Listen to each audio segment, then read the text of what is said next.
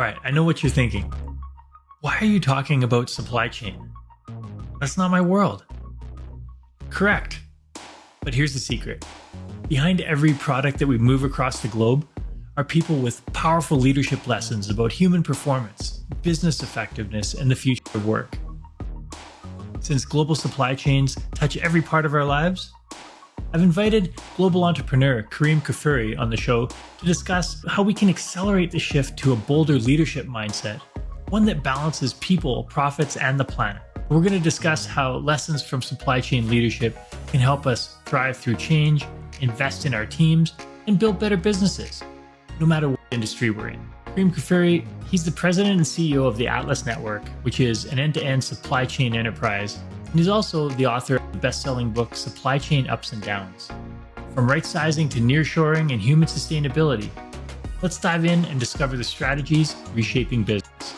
Welcome to the Working Well podcast, a show that explores the rapidly changing landscape of work and the impact it has on people and businesses. Each episode, we dive into hot topics in leadership, human sustainability, and the future of work.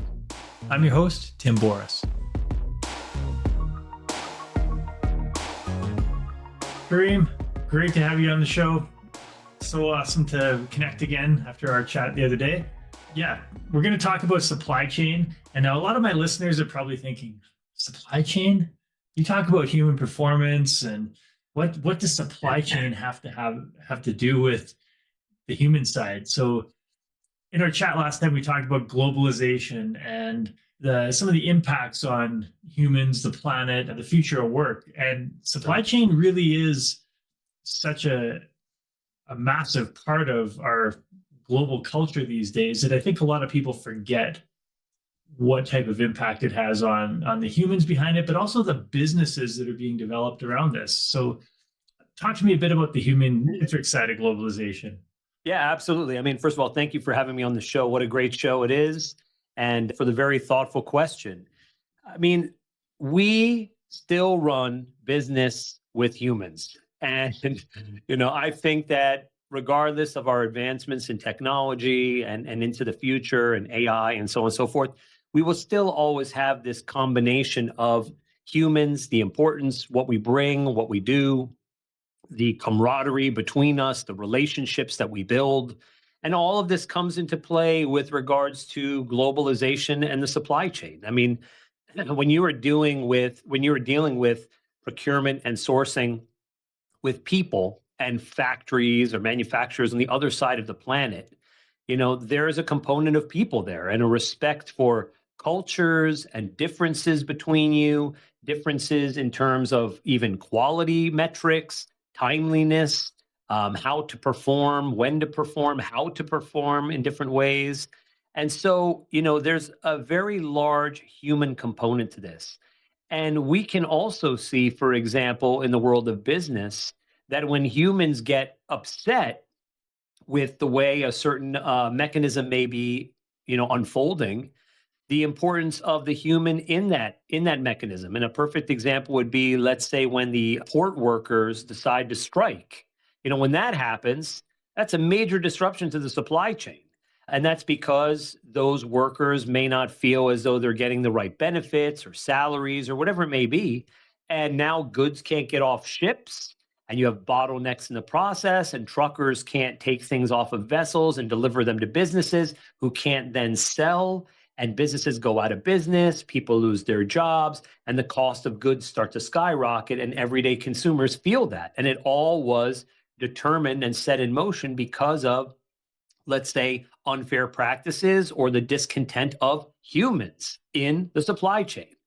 And, the supply chain has so many facets to it of connecting continents and getting goods and services across the world from A to Z. And humans are at the heart of that entire process. And so, as we discuss this, it is very relevant. It is very important to realize the importance of the human in supply chain and how it matters every single day, whether it's with disruptions or enhancements. And you bring up like the dock workers striking and things. I think we always hear about the negative or the downside of globalization, whether it's factories overseas with poor conditions, or even more locally, the plight of Amazon warehouse workers. Right, right. Part of the global supply chain is like people peeing in bottles at their station because they can't leave. And so I guess part of this is there's a business economic aspect, and but that's limited by the people in the system. Well, I guess not limited, but driven by the people in the system, because when they're unhappy, the supply chain's unhappy.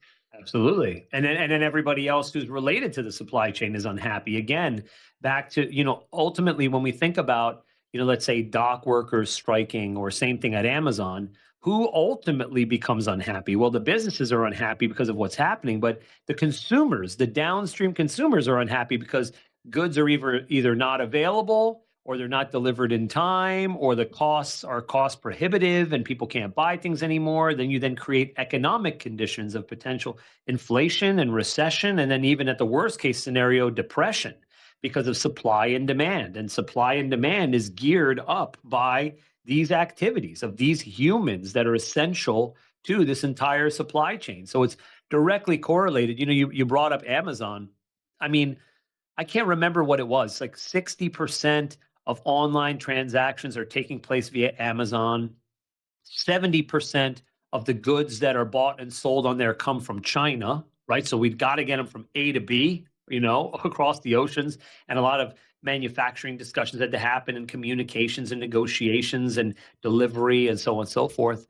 And this is the second largest company in the United States, right? They're second behind Walmart.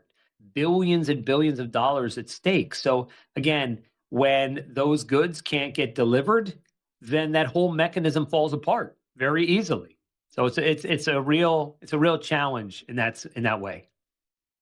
Yeah, and one yeah, I'd love to hear your thoughts on it. One thing I've seen is that the companies tend to be doubling down on technology, AI, and things like that to try and optimize the supply chain. People seem to be getting left in, I guess, neglected a bit. You'd think we'd learn lessons from the past. What are you seeing in the leadership mindset around future of work, and how this balance is being met? Well, I think it's quite poor right now. Be honest with you. I think the issue is that there isn't enough tone at the top, and there isn't enough education being provided to workers as to how their future may look and how they're going to be a part of that future, whatever that may be, the implementation of new technologies, efficient strategies, whatever it may be, so that people feel comfortable that they're not being displaced. And all that really comes down to is that comes down to communication. If communication was strong and it was cited as this is how we're changing things and this is how you're going to be a part of this new change, then people have a decision to either be excited about something or look into something different. The problem is that when no communication happens, or it's not as appropriate or as strong as it could be, and then people start to determine their own thought processes around that their jobs are going to be replaced by machines or whatever else it may be. And then they feel like their other conditions aren't being met. So then they strike and disrupt further, when all that really had to happen was a proper communication. You know, there has to be discussion around all of these enhancements and advancements, so that one, there's understanding, but two, more importantly, there's adoption. Because what good is technology if there isn't adoption of the technology? And so it comes back to this idea that leaders that are in that position to lead these days need to be very cognizant that as changes are being implemented, there is very good training around this. There's very good communication, hand holding, making sure that people come to an idea of the new shift, and that they are not only going to understand it, but they're going to be advocates for it. They're going to support it. They're going to be excited about it, and then therefore will adopt it. But if those things are not in place and those communications aren't in place, then it really is a boulder running down the mountainside. Yeah, and you bring up so many great points about communication. It's so simple. It's not rocket science at all. But why do you feel it's not happening? I think it's not happening because we unfortunately have become an age of convenience and we've become an age of complacency. And that's because of technology as well, where we've almost in many circles, lost our ability to communicate, where it's not even let's have a conversation, let's have a phone call or a Zoom call or a text or whatever it may be. And we believe that the most efficient solution is to do so with as little words as possible, as much technology as possible, as much automation as possible. But there's a human that's involved in this scenario. And if you discount those human ties and those human connections and communications, then you end up really having more of a breakdown of the system than any efficiency that you're trying to implement. So I think that, you may have organizations that say, okay, we want to like push this message out to this subset to let them understand these technologies. Let's just let them have a virtual training about it. Let's just let them have like a Zoom call about it. No, that when people are afraid about their job security and their lives and their families, you got to sit down with them eye to eye, show them that you care, and have a proper conversation about the fact that they have a strong future and an exciting one. And this is the ways it's going to lay out: tone at the top, communication. But because it's offset, like I said, or positioned as, almost an afterthought, it demeans the concerns of the interested parties that actually have a gripe or an issue. So you have to treat humans with human decency, not treat humans with technological decency. That's a big difference, I think. Well, ideally, we do both because technology is part of our world. Sure. And your expertise in supply chain, what do you think it is about the supply chain industry that's different from other industries in that tone at the top? I think the difference is the cultural differences for sure. You're dealing on a global scale with entities and people that have different belief sets and laws that they follow and rules and parameters. And those all pose additional opportunities and additional challenges to getting great outcomes. So, how can we sit around and talk about things that matter in the Western world when we may be dealing with some levels of manufacturing and procurement in the eastern part of the world, in the Far East, for example? Those two worlds may not totally connect or meet up every day and in every single scenario. And so, in that way, you innately have changes or potential obstacles or challenges you may face simply because of geography and because of cultural differences, religious differences, political differences, right? And that's exactly what we're facing today between the United States and the Far East, because there are certain ideologies around what we want to achieve in the United States today, and there are certain ideologies around what the Far East wants to achieve in the global landscape today. And these two sides are not meeting up with each other. And so that's why there's been conversations around tariffs, because tariffs are about producing economic sanctions to try to curb behaviors and behaviors between nations when it has not been there hasn't been adequate resolution, or you're trying to kind of saber rattle or tie people to particular mandates or goals that they themselves don't want or believe. And so this is where you end up having the worst communication and worst resolution type of breakdowns. We can't resolve it in any other way, so we're just going to tax you, right? That's it. We can't figure it out anyway, so we're just going to tax you until it hurts you enough that you bend to our will. And this is also not the way that the global economy should work, but it is definitely seen in the world of supply chain for sure. Well, yeah, you've got global with all the goods passing multiple borders and passing through different countries. There are political aspects to it as well. Sure. And when you talk about the humans in the supply chain, that now you're adding the layer of politics on top of it and geopolitics to add even more sauce into the mix. Right, right. And so you brought up a good point about the, I guess, values or cultural differences. Obviously, we see this in every organization, whether you're mom and pop convenience store to a Amazon or Apple, how the values get expressed within that organization is really important. So we're seeing a lot of companies these days, especially on the global scale.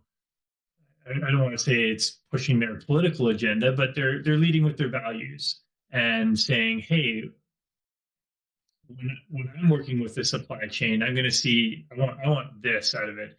Apple versus Amazon's probably a great difference. They are both large multinational global organizations moving goods all over and manufacturing. Well, Amazon's not really manufacturing, but Right. Distributing. distributing. But they approach it very differently.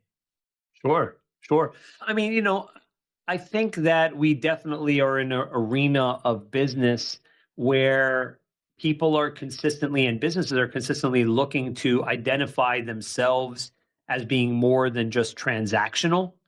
And in that way, they are looking to bring some maybe a larger purpose or a larger message to how they want to run and operate their company, whether it's we really focusing in on sustainability or we're really focused in on, flexible work schedules for our employees or whatever it may be to try to gain a foothold in this new global economy. And, most of the time it seems to be, being done for admirable reasons. But at the same time, sometimes it could be a lot of, just to have a particular angle or a hook to their business to differentiate themselves from their competitors or be able to, come through in some kind of an innovative manner. So we definitely see that happening. And then in the realm of supply chain, that's definitely the case too, where, we have these trends that will impact the supply chain, where a perfect example would be with Diageo, large spirits beverage organization, making the decision to not work with any more plastic bottles. They made that decision. They said, we're just not going to do it. It pollutes our oceans. It hurts, the environment. We don't want to do that and otherwise.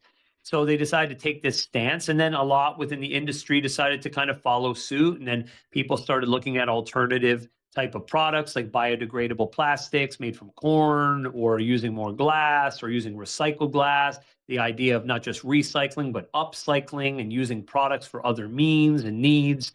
And so you end up through this kind of value first approach, potentially creating changes in the supply chain or even potentially new areas of innovation within the supply chain.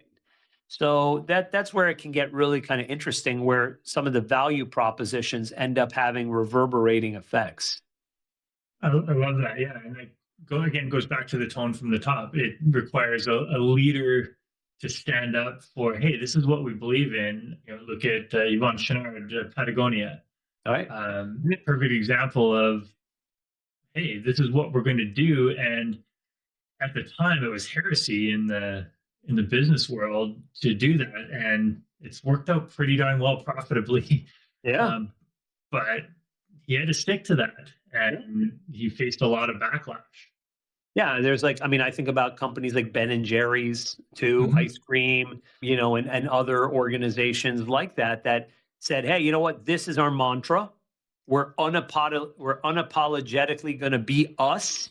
Whoever wants to be a part of this can be a part of it, and whoever doesn't can just kind of go away. Now, the unfortunate side is there's so many more companies that usually fail taking that approach than succeed because of the fact that it's hard to go against the grain. It's hard to go against the norm. And unless you're at a particular size or unless the products that you have are so innovative and captivating or fulfilling an unknown need, it's really hard to carve out that niche and then have have the rest of the industry adopt that philosophy or ideology as well and even promote it. So it really just depends upon your size, your capabilities, the timing, all that stuff. Yeah, what are your thoughts on the? Would you say it's a duty of the global leaders to be pushing that change? You mean the change that different when organizations are choosing to make a difference, or for organizations to make more of a difference? I'd say a bit of both because they're like you have to have that tone from the top to say, yeah, I want to, this is what I'm going to stand up for, and I want to make a benefit on my people, on the planet, or and the business. You know, it's still a business, but we've seen more and more over the past couple decades that you can be a profitable, growing business and still it's not a zero sum game. You can take care of Correct. your people, you can be profitable, you can grow. Yeah, and as a matter of fact, more often than not, you end up growing a lot more because of the fact that you chose to take care of your people, because of the fact that you put a mission behind what it is that you're trying to do. Then people aren't just working with their time, they're working with their hearts.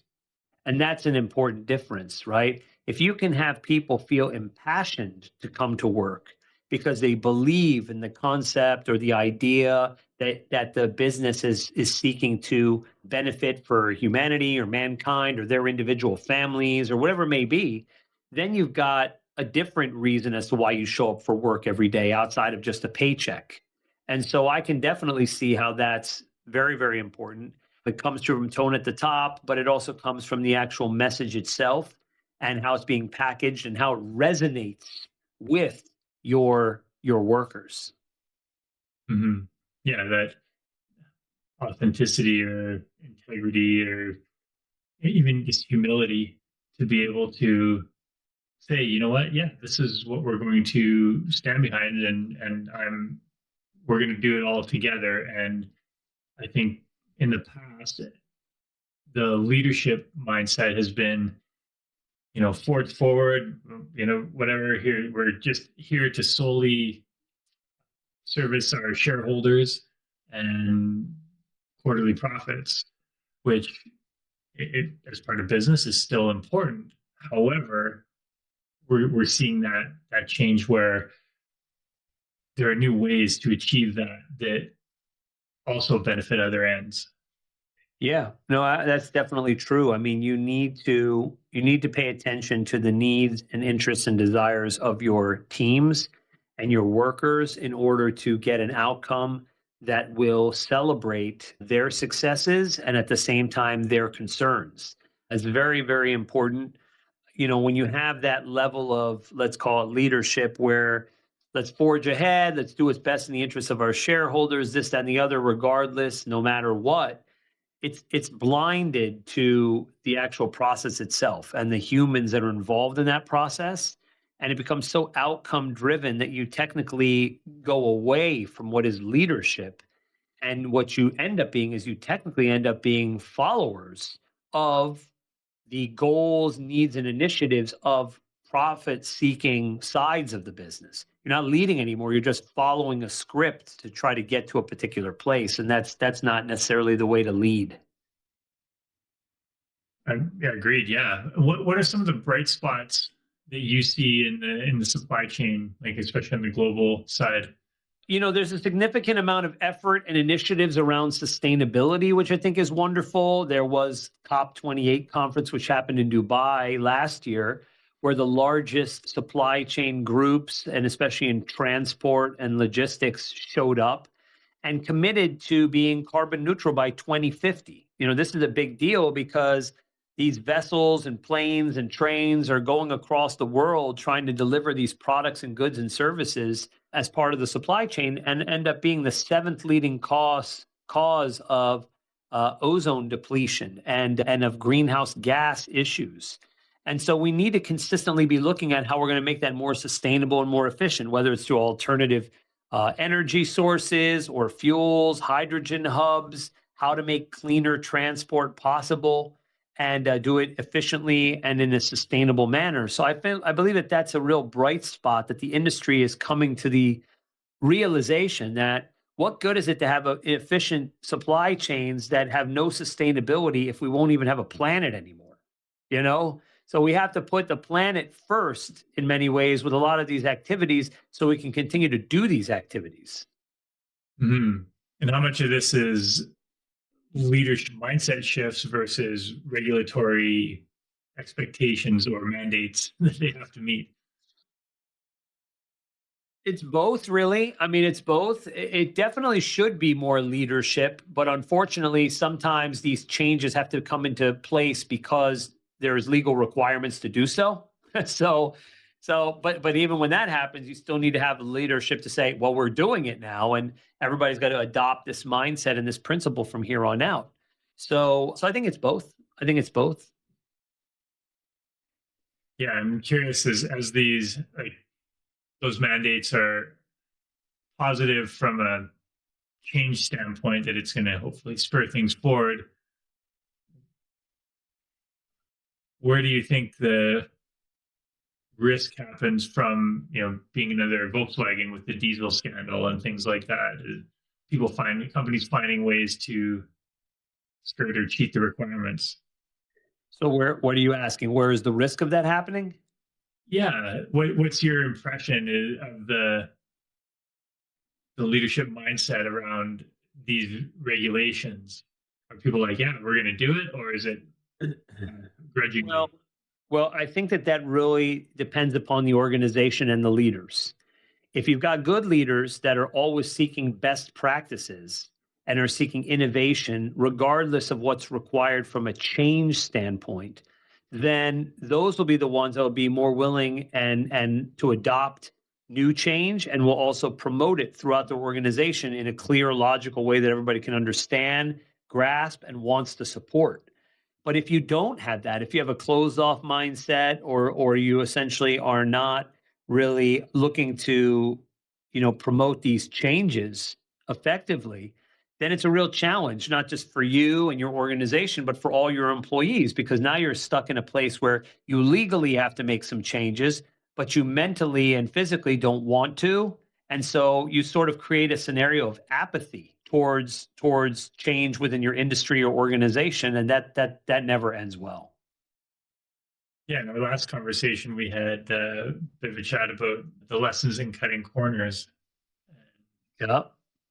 What what are some high profile examples in the supply chain you've seen of that?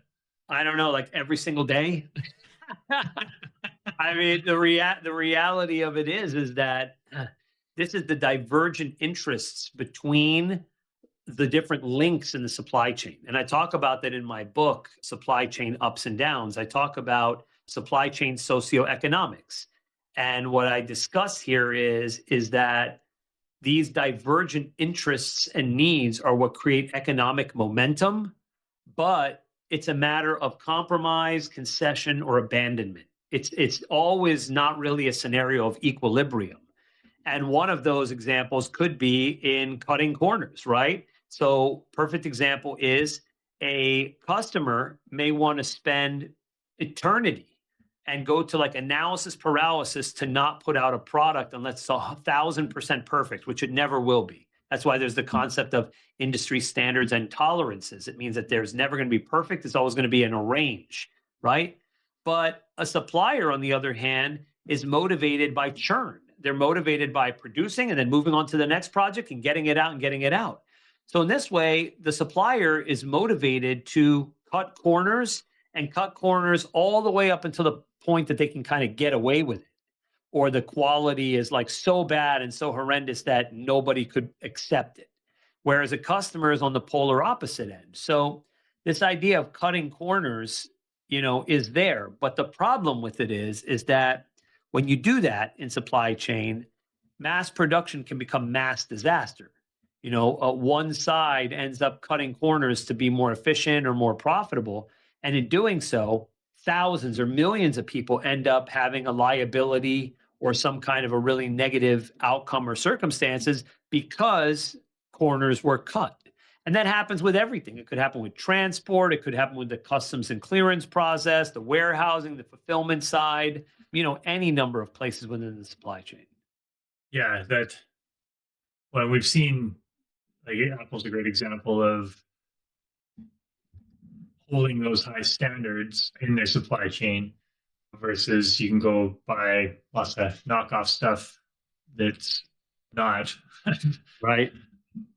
Yeah, I've bought lots of things over the years that I've had for 25 years that are just amazing and still working, and other things that My wife and I were just talking about appliances the other day, Oh, all right. like how fast they turn over and die these days. They're Oh, like, absolutely. It's like they have an internal clock that says it's already been a year, time to start like smoking or time to start, falling apart or that bolt is going to fall out of it on the side. It's like almost like there's like a internal like combustion, thing that says, once you're done reading this letter, it's going to explode type of thing with appliances where a timer gets set from the moment you buy it. And the reason why is because they want you to buy another one. yeah, and we had a chat about the business economics of that. Is like, well, if you build a product that's going to last 25, 30 years, You're not making money. yeah, Right. and, You want someone to buy version 2.0, version 3.0. What better way to do that than to have version 1.0 break? yeah. Right. And so, what point does the the pendulum start to swing back, where we're just, think of landfills and being able to deal with all the old products. Well, it's already swinging back in some ways. I mean, not necessarily so much with this.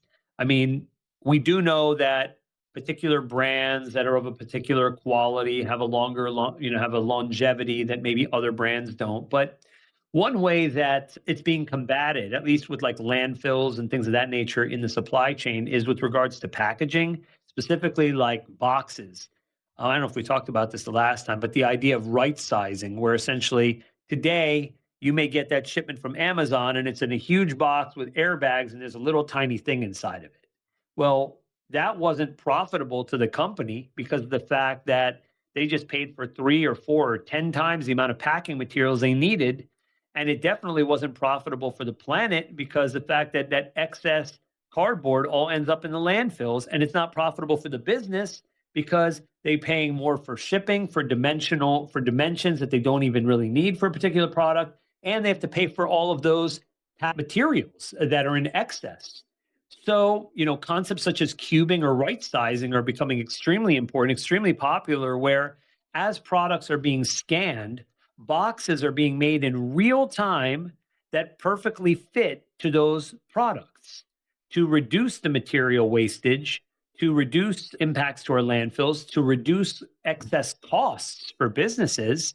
And so this is a scenario where the intention of being a bit sustainable is ringing true for businesses, for the environment, and so forth, because it's got a good intention to it. So, Mhm. Yeah, I just saw that the other day. Like, I ordered something, it came through FedEx. I don't know if this was FedEx or if it was a shipping company's duty, but the thing I bought was about the size of my fist, and okay. it came in a box about this big, and Yep. it literally, I could have put maybe 50 of the products in Correct. that box. Correct. And it's not profitable for the business either, because think about the space that that takes up in a container. Like Yeah, if you could fit 40 of those instead of 4 of those on a pallet, then you just increased your ability to send more product per container, per pallet, per container, which reduces your shipping costs because you're dividing it out over more volume of SKUs rather than less volume of SKUs. yeah, and I see like Amazon's been getting better at that from what I've seen. The thickness of their cardboard's gotten less, and they Right. seem to be using a bit less of it. So I see them making some changes. What do you see, and with the right sizing, making boxes? That's one really positive future step. What do you see some of the next big steps are in terms of those developments and changes in the industry? Yeah, I mean, I think it's time to market, which is basically becoming very important. And how we do that is through a lot of AI tools such as ideation tools, things like Mid Journey or Adobe tools, where it would take 3 or 4 or 6 months to work with a designer and an engineer to get what's in your mind down as an appropriate rendering or ideation process. Now you can do that in a matter of seconds. You literally can do it in a matter of seconds by going into some of these tools, throwing in some keywords, reference examples, so on and so forth. And in doing that, it'll spit out for you beautiful renderings or ideation phases that you can then turn into prototypes very easily, which then bring new products to market faster. So that's a big area. Another area is definitely in the transportation side, where a lot of technology is being put into place, like to find the right and most efficient routes, the one with the least carbon footprint, the one which has the least cost, and looking at all of these aspects across many different parameters in order to have a good outcome as it relates to shipping and transport and logistics and visibility around it as well. So that's pretty amazing too. Mhm. And then from the one of the comments you made earlier was that supply chain industry maybe is a little bit behind maybe some of the other industries in terms of that tone from the top or the leadership development. What do you think needs to happen to accelerate that progress? I hate to say it, but unfortunately a lot of pain. And what I mean by that is that businesses will make some really not intelligent short-term decisions, and then they will realize how important their workers are, or their processes need to be shifted or changed, and then they will then make appropriate change. And in some cases it'll be too late, and in other cases it'll be, just in enough time. But the reality of it is that we need to be working consistently on becoming better leaders and adopting change before the change comes to our doorstep, before the issues come to our doorstep, really. But that's not the way business works oftentimes. They don't want to rock the boat. They want to just kind of keep things status quo until they have to or need to. And that's a counterproductive mentality. And well, it also speaks to the competing interests that you had mentioned before. There are lots of people out there that are just looking for that short term profit and they don't care. Right. I mentioned Patagonia and like the B Corp and the Yep. people, planet, profit, that Yep. triad. We know that it works, but it requires buy-in across. Oh, it does. It does require buy-in. It requires particular levels of edit. I mean, it requires acceptance. It requires so many different facets to be able to bring something new to the table, for sure. The shifting, at least in some parts of North America, anyway, but I'd say quite a bit of Europe as well. There seems to be a shifting consumer sentiment that they're willing to support companies that are making these changes. Yes, there is, but it's not always there's support, but whether it's universal adoption is a different thing. And that's important again. And that does come back to that tone at the top that we were talking about, that, the adoption comes because you have strong leaders or big businesses that are in a position to lead within an industry. And they decide to say, we are making these changes. And then everyone else around them says, oh, I guess we got to jump on the bandwagon too. Let's make those changes as well. But it's not enough to just kind of follow what everybody else is doing. To really lead means exactly that. You have to lead and lead without reservation or without looking over your shoulder to say that's what this group is doing, that's what this is. So we need to lead in that way, but more so to say, hey, I want to lead in that way because it's right. Not necessarily being a follower, but being a leader with regards to your own change that you're trying to enact. Mm-hmm. And yeah, that's going back to the comment I made earlier. But I see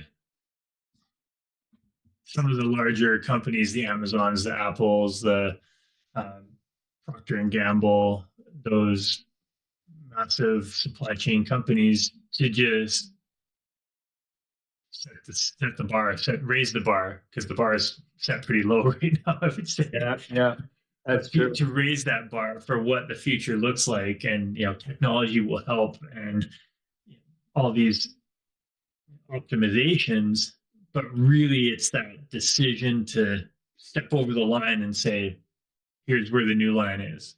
Yeah, of course, of course.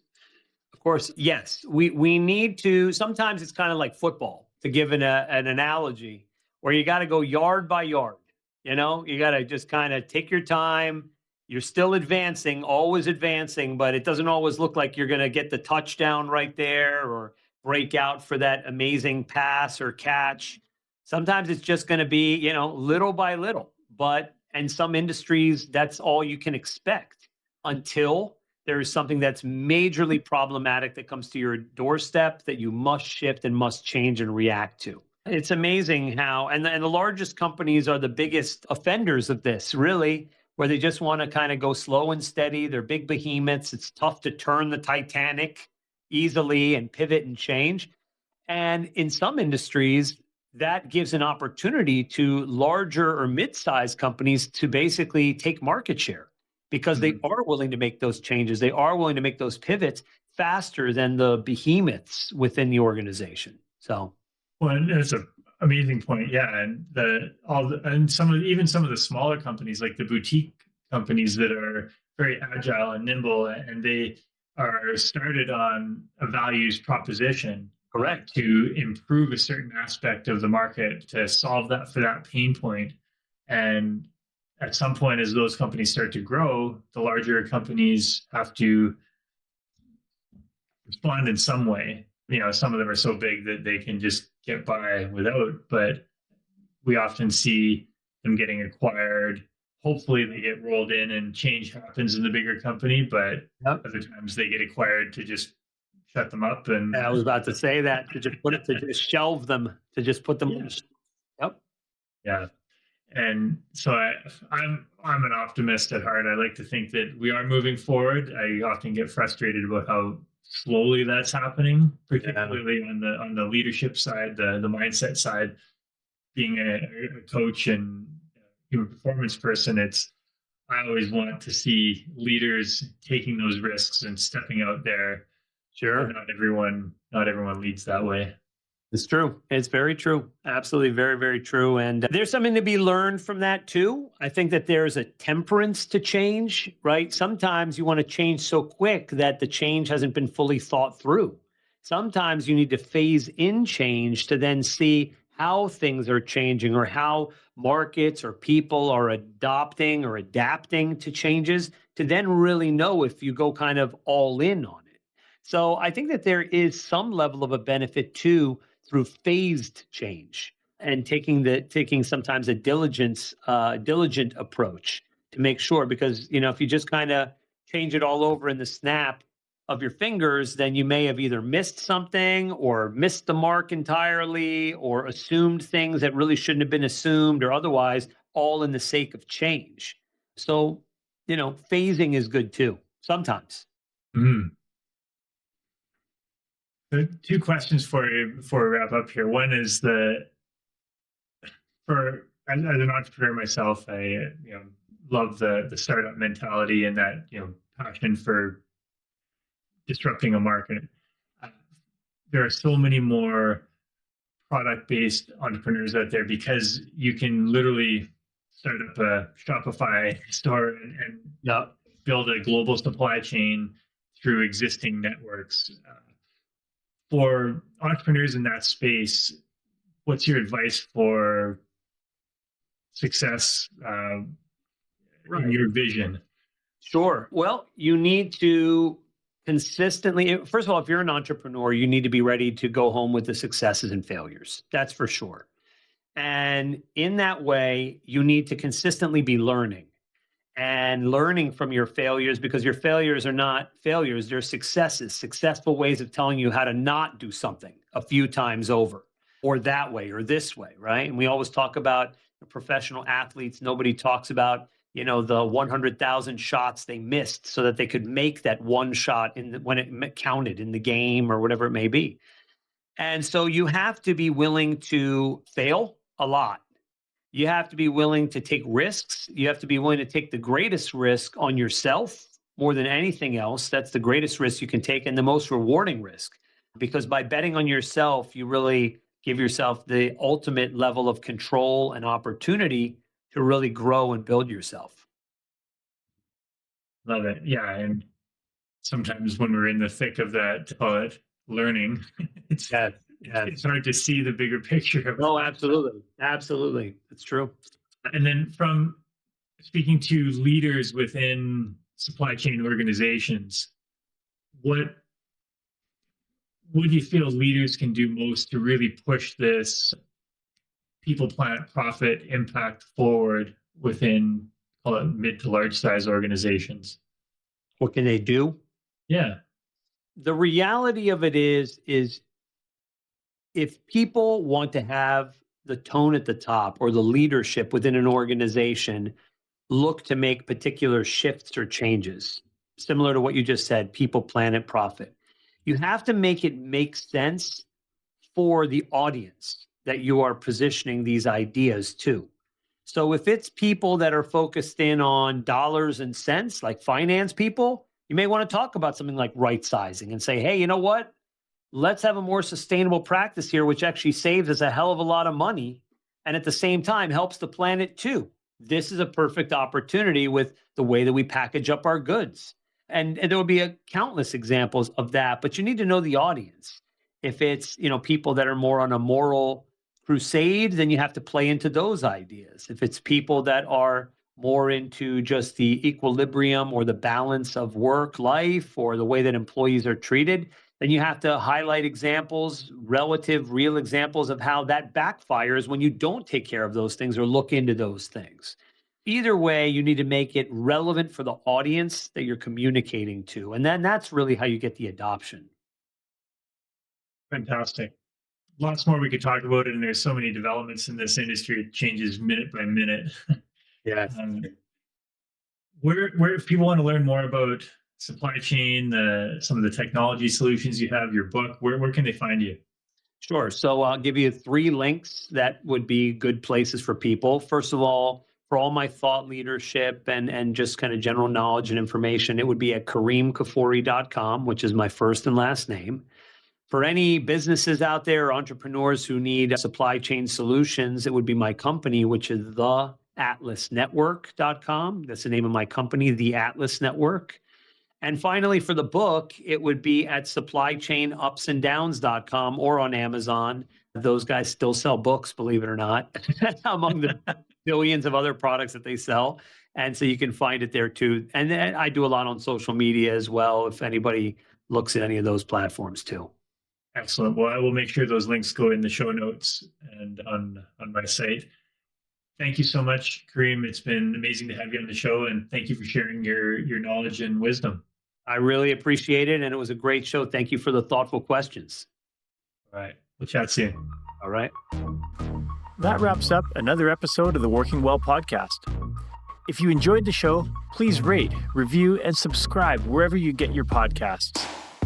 Now, which guests or topics would you like to see featured on the show? Message me through LinkedIn or on the contact page of timboris.com with your ideas. Thanks for tuning in. I'm Tim Boris with Fresh Wellness Group, and I look forward to seeing you on the next episode.